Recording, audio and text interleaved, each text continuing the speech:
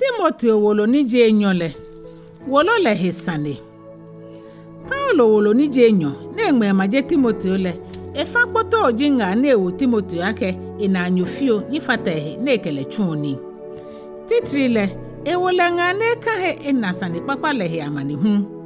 Ewole nga ke he wale hu na-eyano Yesu Kristo he udase ye he moke yeli mi. Ni ehiano kwale chomo ni yo Sane papa le ke kpamo momo le mi gbagbali ni echu eni tamo chonlo ke nyumo wiemo le shielo che ibana no ni abate shia wole monne.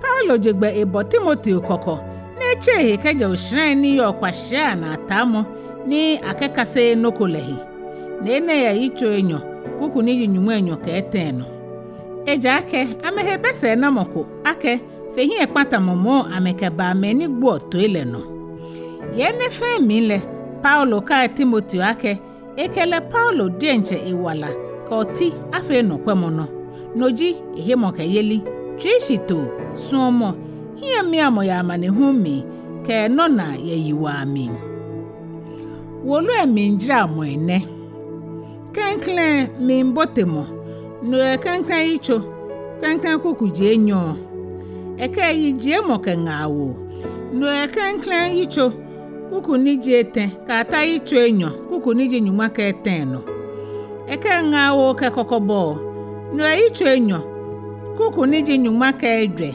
ka ta Yitso Ejwɛ kuku ni je enumo no eke no ni ko Paulo denche kekehi no Yitso Ejwɛ kuku ni je kpa ka ta kuku ni je nyuma ke kpa nyono eke na muwe Yitso Ejwɛ kuku ni je nyuma ke nehu ka ta kuku ni je nyuma Enyɔ ke nyono agbene nye ha wo boa Timoteo Wolo ni je Enyɔ le toe Klɛŋklɛŋ Yitso ngamo keshida Paulo ni je Kristo Yesu bofo ye nyumo sumo na kewala ni o Kristo Yesu mile heshiwo nale maya ha esumo bi Timoteo dromo mobonale hejole ni je chenyumo le ke wonyumo Kristo Yesu le den ahao mida nyumo ni bi jale ke heline kron tamobani mi nime jale leshi da kemikal ye mi fa ipa mo aminyon kehwane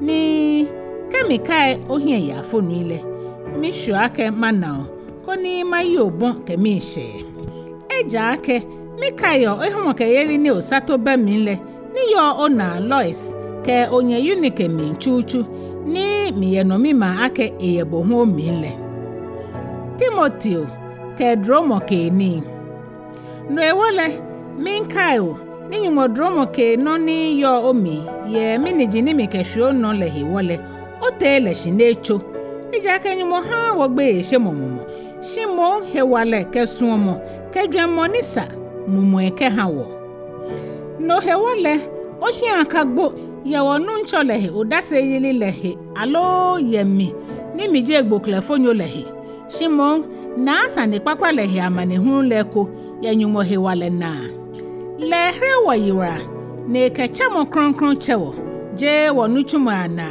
shimo ye le denche yinto ke dromo na noni eke hawo ye Yesu Kristo mi dani ajebe shishi ni agbene achon wayira hrelo Yesu Kristo pu emole no aje le shifanle le fogbele se ni eje wala kena no shihlenpo echon ye Sane papa le mi enehi awo mi shielo ke bofo ke chon lo yele no ewo no mi na amane hu ne shikele mi egbo eja ke mi le mo ni mi he mi yele ni mi ehe wale ye no ake enye buni ni mitu mi we den lehe ke ashi na kan gbile no hiamo wie mo enihi no nu ye mi na ake no kwemo no le mi ye he mo ke yeli ke suomo ni yo Yesu Kristo mi le mi no papa ni atu awo o den le buhe ye mo kronkron ni hi owo mi le he wale na me ni pa ye Paulo se ke mo ni damu ese pen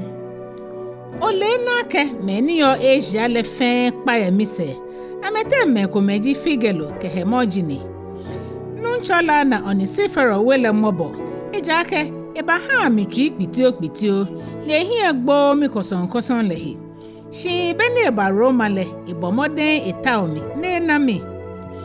Nunchole aha ena nunchole de mobonale yena kan gbile no. Ni boni echon isomo mi efeso le fenle olejogba. Yitso Enyɔ. Kristo Yesu tabilo papa. Agbene mi bi. Bole uhe awa ye dromo ni yo Yesu Kristo mi le mi. Nini onu ye mi na ye odasefo epi ahiele. Tuwo ogbeme anokwafo aden. Meni anya achon me kroko me hunle. Na amane hunle ko. Tamo Kristo Yesu tabilo papa ko. Moko enye tagbe nekehe wo shi asanjiami. Koni esa moni fanle kete talenle hie. Ni kaji moko minshi imple hunle afin le kuni akekre akeja eshi yemlana. Oko afono nyichuoni le chuchu sake ena yibi leko. Bia mono ni mika onehi ejake nunchole aha onani mfen shishi. Ohi ahi Yesu Kristo ni teshikeja gbohi ate ni je David shre minle no. Tamoboni mike yemisane kwakwa le shiemu minle. Nomle amane no mina ke ashikpa amintete tamo efonfe lokune. Shikele nyumo wiemo le awo le pa. Ene hewole mimi amihie yesanji mfe ami yemeni ahalamela hewo. Koni amehu ameni ni ashe yira hremo ni yo Kristo Yesu minle ke na anu anunyan le no. Anokwa wiemo ne. Ke wokele gbole.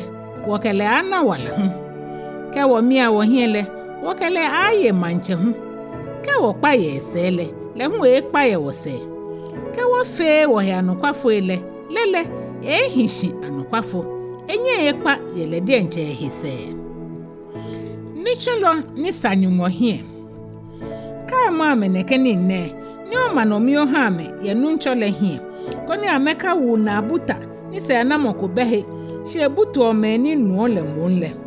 Ba omode no ko he adamonyumo hie aka mokonisa. Ni chulo ni hie gbo. Ni chon anukwale wiemo le pepepe. Shi yaka wiemo ni buli omole. Chio hekeje he. Eja ake meni yo nekele. Aya no awowu yebu ni amebu nyumomi. Ni ame wiemo le afeta mo flafon ni yo helo.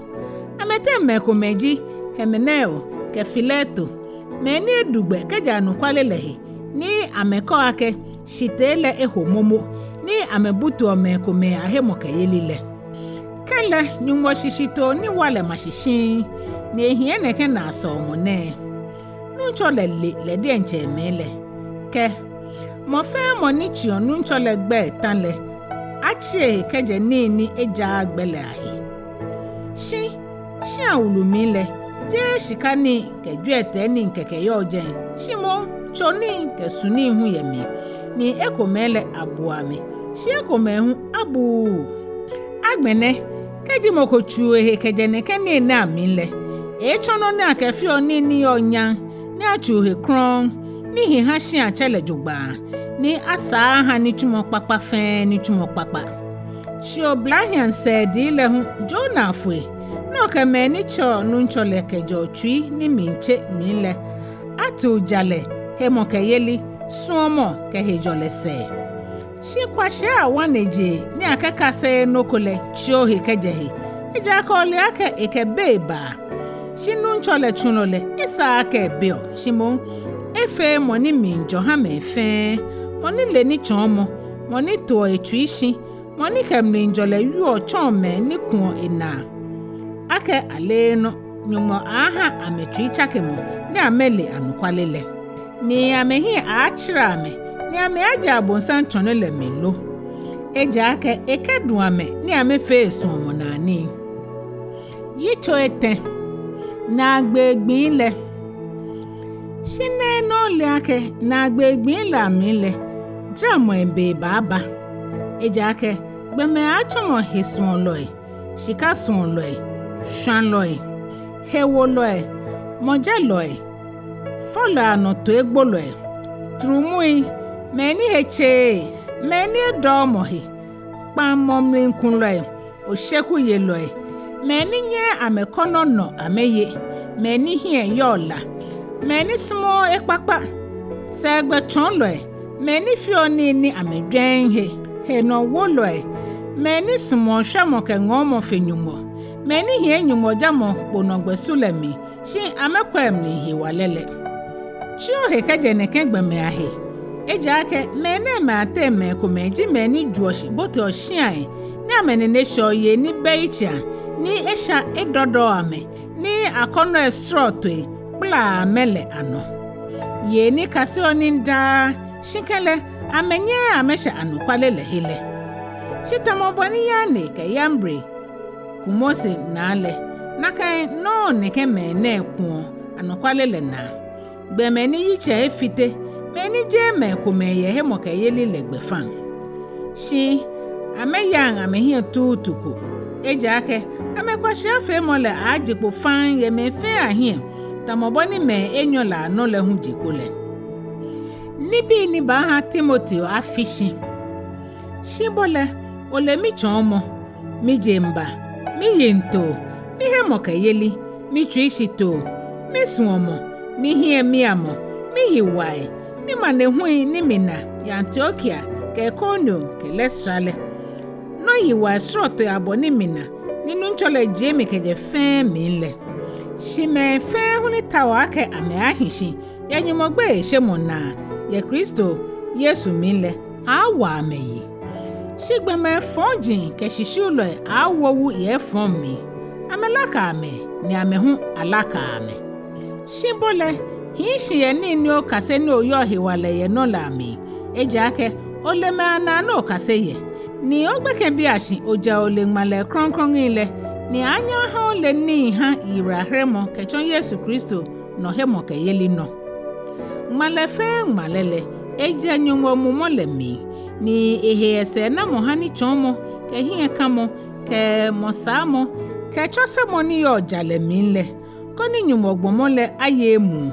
ni asale pepepe anu chumo papa fe nu chumo papa Yitso Ejwɛ Paulo mintu nuchumole ewo Timoteo den minfao ye nyumo ke Yesu Kristo ni baba ebakojo he kalo ke gbohin la hie ni mike puemo ke manchayeli le minfao ake shemo wiemole kahe beni hijo bene hijo kahie wonga chomoni ke twishito fe ejake beko baba ni gbeme ekplen chomo papale don shimo ame abu achon la na ame wo amehe ya ame di ncha ame kono elana ejake ame to ame flame ni ame akpla anokwalele ye ame to ase ni ame akpale ke anye adesen ase shibole ohi akashi ye ni mfemi mi amo hie ya mane hunu ya mi